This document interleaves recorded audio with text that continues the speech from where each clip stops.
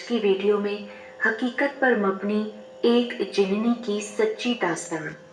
ये वाकया मेरे दोस्त शाहिद के छोटे भाई सलीम के साथ 2000 में उस वक्त पेश आया जब सलीम की उम्र 16 बरस थी और ये लोग नाजिमाबाद में रिहाइश पजीर थे।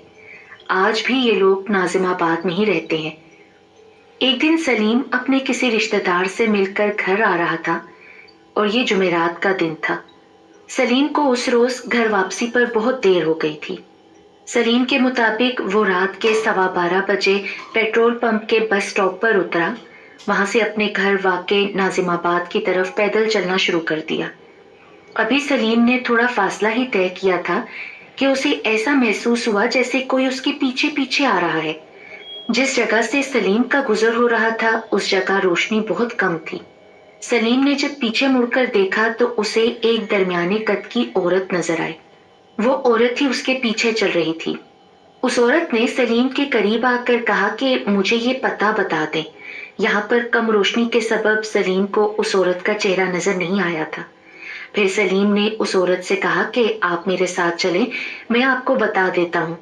यूं थोड़ी दूर तक वो औरत सलीम के पीछे पीछे आई और एक मुकाम पर पहुंचकर जब सलीम ने पीछे पलटकर उस औरत से कुछ कहना चाहा तो वो हैरत के मारे गुंग रह गया। वो औरत अब गायब हो चुकी थी, जिस पर सलीम को बड़ी हैरानी हुई कि एक औरत इतनी रात गए अचानक किस तरह गायब हो गई और दूर दूर तक उसका कोई नामो निशान तक न था। सलीम ने ख्याल किया कि शायद उस औरत ने सोचा हो कि कहीं मैं उसे गलत जगह तो नहीं ले जा रहा, इसलिए वो औरत कहीं और चली गई होगी। यूं सलीम रात के 12:30 पौने 1 के दरमियान घर पहुंचा और अपने बिस्तर पर जाकर सो गया। दूसरे दिन जब सलीम बहुत देर तक सोता रहा और घर वालों ने उसे उठाना चाहा तो वो नहीं उठा। फिर सबने उसे जबरदस्ती उठाने की कोशिश की, जिस पर सलीम ने बुड़बुड़ाते हुए गुस्से का इजहार किया और बड़ी मुश्किल से उठा। उसके बाद सलीम की आवाज भारी हो गई, गर्दन उसकी अकड़ गई और साथ ही साथ चेहरे का रंग भी बदल गया।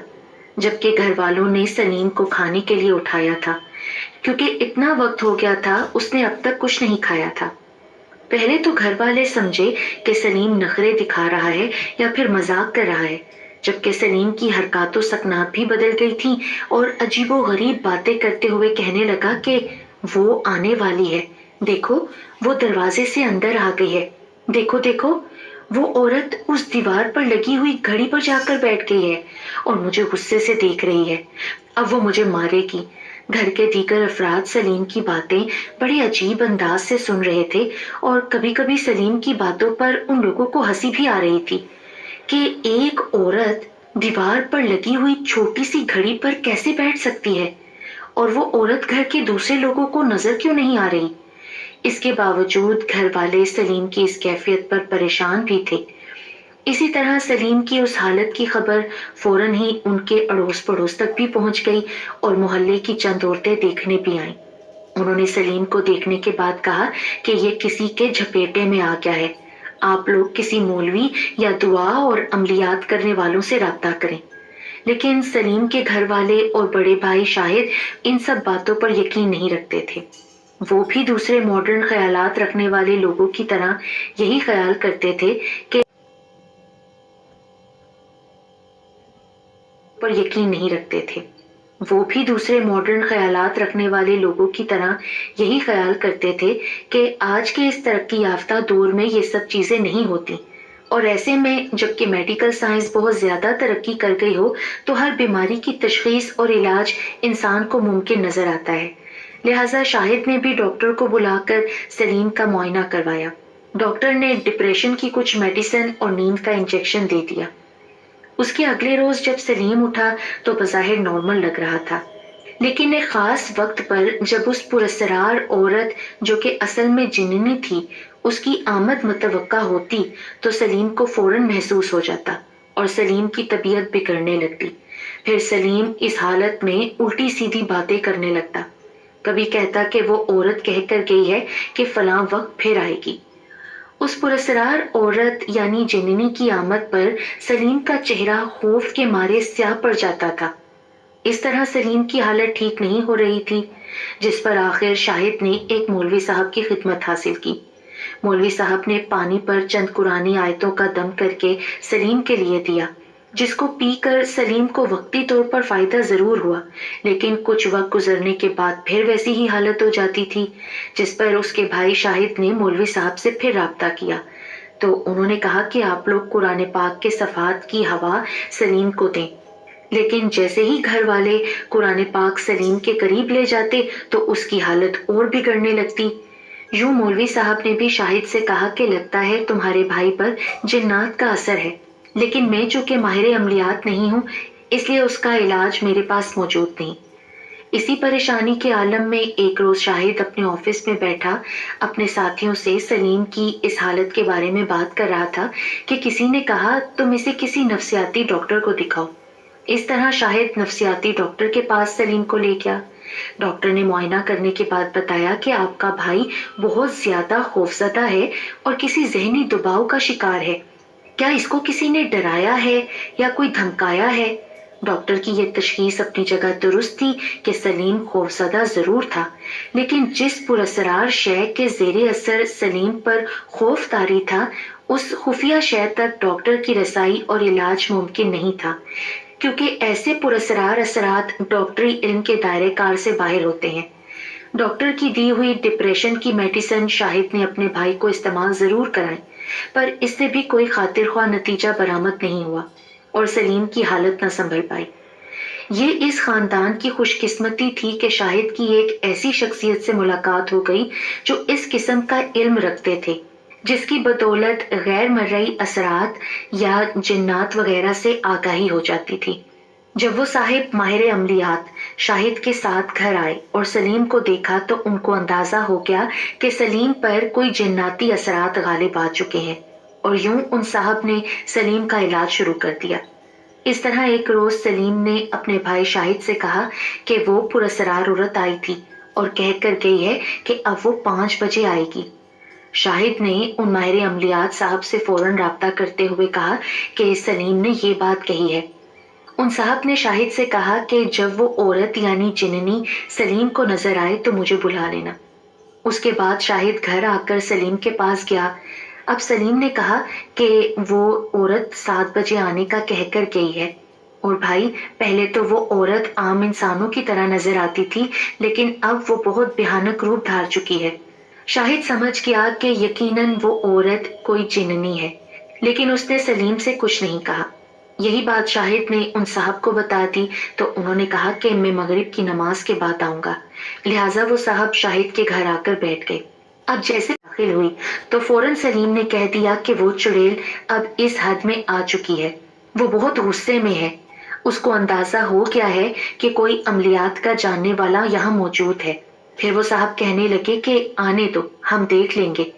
इससे पहले भी उन साहब ने सलीम पर दम वगैरह किया था, लेकिन उस जिन्नी ने सलीम का पीछा नहीं छोड़ा था। आज उन साहब ने फैसला कर लिया था कि इस जिन्नी से वो सलीम की जान छुड़ा कर ही रहेंगे। जैसे ही वो जिन्नी घर के दरवाजे से अंदर दाखिल हुई तो सलीम ने फौरन कह दिया कि वो चुड़ैल अंदर दाखिल हो चुकी है और वो वहां जा रही है। अब वो घड़ी पर बैठ गई है, मुझे घूर रही है, वो बहुत गुस्से में है, वो मुझे मार देगी। फिर थोड़ी देर बाद सलीम की हालत और खराब होने लगी। जब उन साहब को ये एहसास हो गया कि अब वो जिन्नी सलीम के वजूद पर मुकम्मल तौर पर हावी हो चुकी है, तो उन्होंने बहुत जोर से सलीम के सर के बाल पकड़ के कुछ पढ़ना शुरू कर दिया। उस जिन्नी के सलीम पर गालिब आते ही सलीम में बहुत ज्यादा कुव्वत आ गई थी। फिर 2-3 आदमियों ने सलीम के हाथ पैर बहुत मजबूती से पकड़ लिए। अब उन साहब ने सलीम के बालों को जोर जोर से खींचते हुए झटका दिया और कहा कि तू कौन है और कहां से आई है, तू इस लड़के से क्या चाहती है? इस पर वो जिन्नी सलीम की जुबानी बदली हुई आवाज में बोली कि मैं सिंध में रहती थी, मैं वहां से यहाँ आई हूँ। एक रोज मैं अपने ठिकाने पर इबादत कर रही थी कि इस लड़के ने मेरी पूरी इबादत को नापाक किया है, मैं इसे नहीं छोड़ूंगी। इस पर उन साहब ने कहा कि तुझे इस लड़के को छोड़ना तो पड़ेगा, वरना मैं तुझे जला डालूंगा। और तू क्या चाहती है? इस लड़के ने तेरी जगह को जानकर नापाक नहीं किया होगा। इस लड़के को क्या मालूम कि तू वहां बैठी इबादत कर रही थी? जिस पर वो जिन्नी कहने लगी, ठीक है, मैं इसे छोड़ दूंगी, लेकिन तू मुझे 2 काले बकरे और फलां फलां चीजें ला कर दे। اس پر ان صاحب نے کہا کہ یہ لوگ غریب ہیں، تیری اس بات کو پورا نہیں کر سکتے۔ وہ جننی کہنے لگی تو میں اس لڑکے کو نہیں چھوڑوں گی، جس پر ان صاحب نے کہا کہ اگر تو اس لڑکے کو نہیں چھوڑے گی تو میں تجھے جلا کر مار ڈالوں گا۔ یوں ان صاحب نے بہت دیر تک اس جننی سے بات چیت کی۔ اس کے بعد اس جننی سے وعدہ لیا کہ اب وہ سلیم کو تنگ نہیں کرے گی اور اس کی جو جگہ سلیم سے انجانے میں ناپاک ہوئی ہے اسے اس کے گھر والے جا کر صاف کر دیں گے۔ پھر اس جننی نے اس جگہ کی نشاندہی کرتے ہوئے کہا کہ ایک درخت کے نیچے میں نے اپنا ٹھکانہ بنایا ہوا تھا اور میں وہاں بیٹھ کر عبادت کر رہی تھی۔ خیر اس صاحب اور جننی کے مذاکرات کے بعد وہ سلیم پر دوبارہ حاوی نہ ہونے کا وعدہ کر کے چلی گئی۔ جب سلیم اپنے ہوش میں آیا اور نارمل ہوا تو شاہد نے سلیم سے اس روز پیش آنے والی تمام باتیں معلوم کی کہ وہ کس جگہ گیا تھا، کس کس جگہ سے گزرا تھا اور راستے میں کیا کیا کرتا رہا۔ اس پر سلیم نے بتایا کہ میں بس سے اتر کر سیدھا آ رہا تھا۔ کچھ دور جانے کے بعد مجھے حاجت محسوس ہوئی۔ میں نے ایک درخت کے نیچے بیٹھ کر پیشاب کیا اور پھر چل دیا۔ یوں وہ جگہ ناپاک ہوئی اور وہ جننی سلیم کا تعاقب کرتے ہوئے سلیم پر غالب آ گئی۔ جب اگلے روز شاہد اس مقام کی شناخت کرنے کے لیے سلیم کو ساتھ لے کر گیا جس کی نشاندہی اس جننی نے بھی کی تھی تو سلیم نے بھی اسی مقام کی طرف اشارہ کیا۔ شاہد کے مطابق وہ جگہ تو پہلے سے ہی بہت گندی لگ رہی تھی۔ خیر شاہد نے وہاں پر کچھ اور مٹی وغیرہ ڈال کر ایک تھوڑی اونچی جگہ سی بنا دی، وہاں پانی وغیرہ چھڑک کر اگربتی جلا دی اور پھر گھر واپس آ گئے۔ اس دن کے بعد سے پھر وہ جننی کبھی سلیم کو تنگ کرنے نہیں آئی۔ اس طرح شاہد اور اس کے گھر والوں نے سلیم کی ان غیر مرئی کیفیات کے ساتھ اپنے 10 روز انتہائی کرب، ڈر اور خوف کے عالم میں گزارے جنہیں وہ لوگ آج تک نہیں بھول پائے۔